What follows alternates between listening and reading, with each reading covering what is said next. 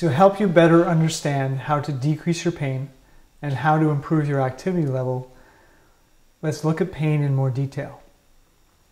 When you have chronic pain, there's a problem in your body, and that's sending signals from your body to your spinal cord. And the signals are going up your spinal cord to your brain. And when they get there, your brain says something dangerous is happening.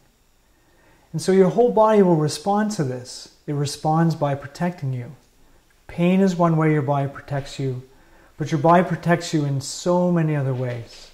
It protects you by getting muscles to spasm. It protects you by telling muscles to weaken. It protects you by changing your immune system and by changing the way you breathe. All these protection mechanisms will start to feed back in. So we'll start to see that the system starts to feed back in, and more signals will be coming from your body now. More signals up your spinal cord. Your brain will think that the same problem is even more dangerous, and it will end up protecting you even more. And as the cycle continues, what happens is this big vicious cycle is going on. It starts to change the way you think. It starts to change your emotions. And what will happen is those thoughts and emotions will feed right back in, and they'll get your brain to respond in a bigger way. They'll get your body to respond differently. They'll change the way the signals go through your nervous system. And so now the cycle is going even more. And when this continues going on, it starts to change the way that you interact with your relationships.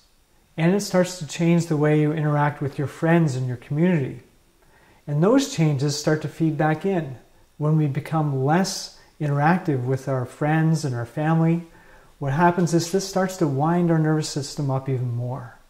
And when this continues going, you start to get this even worse scenario where any threat in your life, any new threat like financial problems or problems with not being able to work, are going to start to wind this up even more, and the cycle just starts to go more and more and more. And so when you look at this, it looks like this is horrible. I mean, it feels horrible, but it looks like it's a terrible problem, that how could you possibly get better when so much is going on? If we change this over to another perspective, now we can see that you have all these different things that you can do to change your pain. We can change the way you're involved with your community. You can change the way you're involved in your relationships. You can do things with healthcare professionals to help you change your thoughts, to help change your emotions.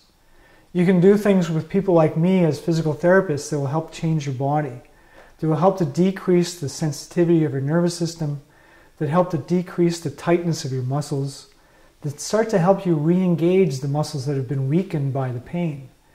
And so what we see here is that to get better, you can go in all these different doors.